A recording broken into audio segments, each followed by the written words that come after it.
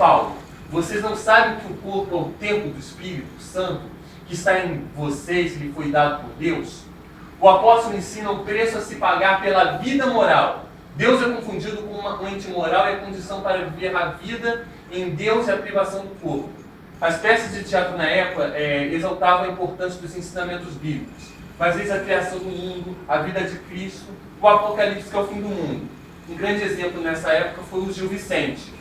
Ele escreveu O Alto da Barca do Inferno. Aí entramos no Renascimento, a origem na Itália, e temos o antropocentrismo. Todas as coisas são centradas no homem. O Miguel Cervantes, com o romance Dom Quixote de la Mancha. Aí eu vou pular para o surgimento do audiovisual pelo seguinte.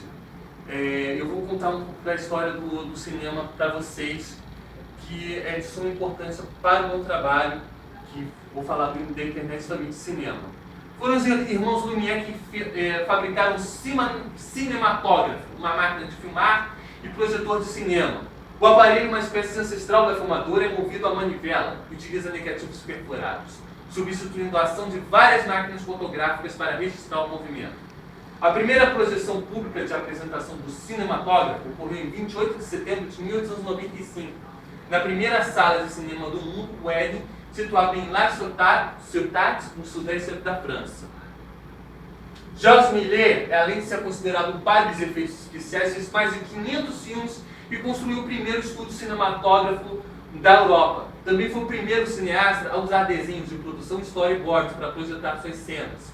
Era proprietário do Pierre Robert Houdin, em Paris, que havia pertencido ao famoso ilusionista francês Jean Robert Houdin. Ele fez o primeiro filme do mundo chamado Viagem à Lua. Bom, o surgimento do som. Foi em 1927 que o som finalmente foi sincronizado à imagem e depois de várias tentativas da Jazz Singer, conseguiu pela primeira vez a história do cinema feito de um ator. Al Johnson, ao ver por exemplo, Miklos Rosman, Max Steiner, utilizava grandes orquestras sinfônicas. O Bernard Herrmann revolucionou a questão do cinema, porque ele utilizou pouquíssimos instrumentos e até hoje o Cidadão Kane é um dos filmes mais bem feitos da história de Hollywood. Para muitos críticos até, o Cidadão Kane é considerado o melhor filme de todos os tempos. 40. O grande exemplo foi o mítico filme Limite, de 1931. A direção foi do Mauro Peixoto. Segundo Almeida, trata-se de um filme para iniciados, feito dentro de um subjetivismo integral, para expor certos aspectos filosóficos da vida, como, por exemplo, que as criaturas vivem com os movimentos limitados do ilimitado universo. Essa é uma das cenas do filme Limite, sobre a direção do Mário Peixoto. Dado desse período de forte censura, grandes sucessos comerciais. Primeiro, Dona Flor e seus 12 maridos, de Bruno Barreto, estrelado por Sônia Braga, José Wilker. Foi o maior sucesso de bilheteria da história. 10.700.000 espectadores assistiram esse filme. As comédias Os Trapalhões, como Os Trapalhões e as Meninas do Rei Salomão, de J. Betão, que vendeu 5.800.000 ingressos. Foi nesse cenário também que surgiu a Porno Chanchada, responsável pelos hits com a Dama da Lotação, de 1978, também estrelado pela Sônia Braga. A direção foi do Nevido Almeida. O J.B. Tanco foi quem dirigiu Os Trapalhões e as Meninas do Rei Salomão. Também nessa época, não está aqui no slide. Bom, aí entramos no governo do Fernando Collor. Foi no governo do então presidente Fernando Collor que ele publica no Diário Oficial a extinção de várias instituições federais, incluindo a Embrafilmes.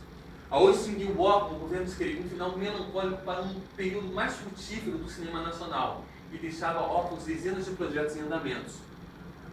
Apesar de tudo, foi no governo do Fernando Collor que queria assinar a Lei Rouanet.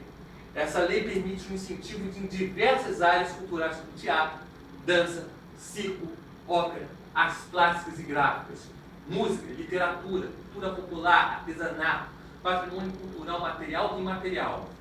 Em 1992, então, o presidente Fernando Collor, afastado por corrupção, Cristóvão Itamar Franco assume a presidência da República. No ano seguinte, então, o presidente assina a Lei de Audiovisual. Esta lei, oficialmente Lei Federal 8.685 de 93, é uma lei brasileira de investimentos na produção e coprodução. Em versão satírica da passagem da Corte Portuguesa do Brasil, o filme Carlota aqui, Princesa do Brasil, de Carla Camarati, conquista 1.400.000 espectadores. Né? Nos anos seguintes, em 2012, surge o Favela Movie, com Cidade de Deus e Tropa de Elite. E as Neochanchadas os Penetras em 2006. Aí eu falo do surgimento da internet. Nos anos 90, a internet começou a alcançar a população em geral. Nesse ano, o engenheiro inglês Tim Berners-Lee desenvolveu o World Wide Web, possibilitando a utilização de uma interface gráfica e a criação de sites mais dinâmicos e visualmente interessantes. A partir desse momento, a internet cresceu em ritmo acelerado. Muitos dizem que foi a maior criação tecnológica depois da televisão na década de 50. Em 22 de abril de janeiro de 2004, começou a funcionar a internet, uma comunidade virtual que ganhou fama entre os usuários brasileiros da internet, o Orkut. O nome do site deve ser o seu criador, um engenheiro turco chamado Orkut Buyukopten. Ele trabalhava no Google na época e ele bolou esse que nós vamos chamar o pai do Facebook. Né? O Orkut significou a possibilidade de criar uma página personalizada com poesia, fotografias e dados pessoais, ou seja, ele dá um gosto ao participante, dando um ar de intimidade e comunidade. Agora eu vou falar um pouco do networking, que o networking foi tema da minha monografia. Diríamos o básico do básico, né? Porque o networking não necessariamente seria você chamar um amiguinho para estar trabalhando com você, e sim uma ampla rede de oportunidades. Deu para entender?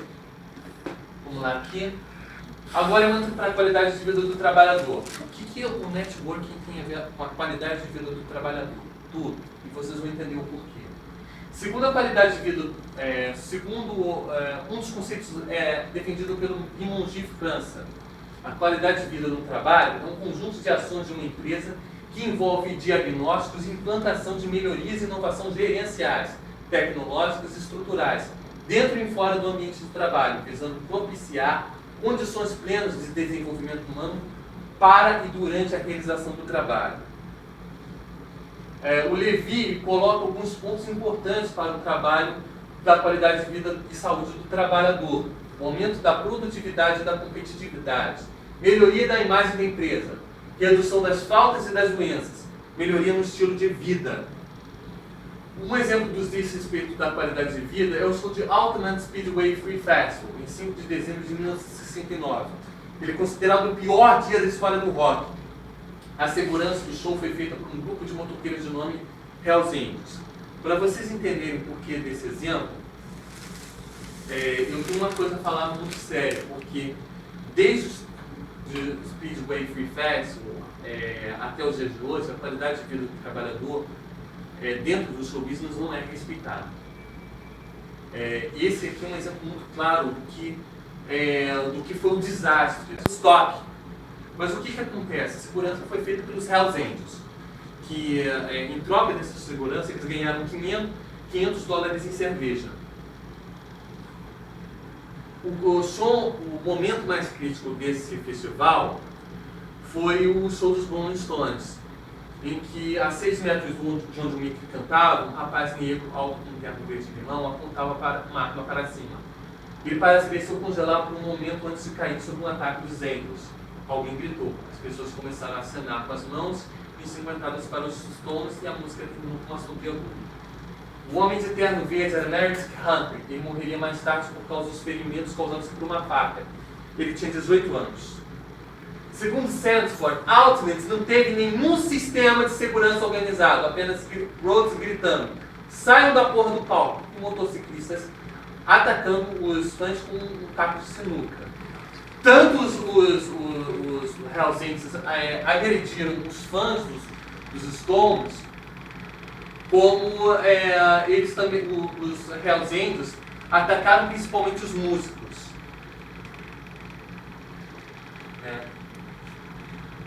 Aqui, essa é uma foto que eu escolhi para vocês verem o que foi o Ultimate. Aqui, o assédio moral representa condutas abusivas e humilhantes, constrangedoras e frequentes, e no exercício das funções dos trabalhadores, perdão. Ele é também conhecido como bullying, harcèlement moral, mobbing, assédio psicológico no trabalho ou ainda psicoterror. Pode ocorrer entre diferentes níveis hierárquicos. E aí, organizar os ciclos. Isso aqui é importantíssimo para qualquer empresa, principalmente uma empresa que vai trabalhar com entretenimento. São eles o planejamento, a organização, o monitoramento e a implementação. Cada uma dessas atividades são contínuas, onde tem como objetivo a solução de problemas, a tomada de decisões, o envolvimento de pessoas e a comunicação. Ela pode ser verbal ou escrita. O planejamento é a entrada para o exercício do papel gerencial. É a própria definição e enquadramento do que precisa ser feito para o alcance dos resultados na empresa. Segundo Moreira, a organização é, na verdade, uma continuidade natural consequente do planejamento. Consiste no estabelecimento e na ordenação das condições necessárias para tornar factíveis as intenções expressas no planejamento. A implementação é onde o gerente implementa através de sua equipe. Aqui, a atividade gerencial trata basicamente de esforço contínuo das expectativas de resultados, coordenação das atividades, assessoria e treinamento da equipe, acompanhamento e aconselhamento, influência e estabelecimento das condições para a motivação, gestão de resistência e conflitos. Por último, o monitoramento, que é um processo de estar junto com os subordinados, acompanhando o processo, ajudando a corrigir os rumos, fornecendo referenciais adicionais, influenciando, estimulando e orientando. Tá, a linguagem da Disney, isso aqui eu acho importantíssimo. Por que eu coloquei a linguagem da Disney, né? Receber os clientes? Isso aqui é um resumo do que é o seu business. Né? O Walt Disney World, ele não é só apenas o parque temático, como o Epcot e tem os brinquedos e tudo. Ali tem performance, dança, música, funcionários, né?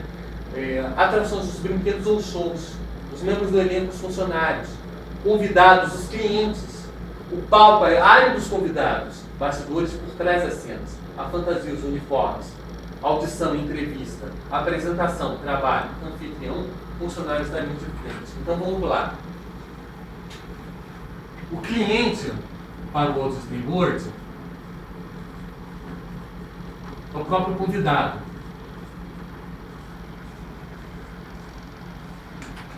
E o elenco não são só os atores, são os funcionários em si.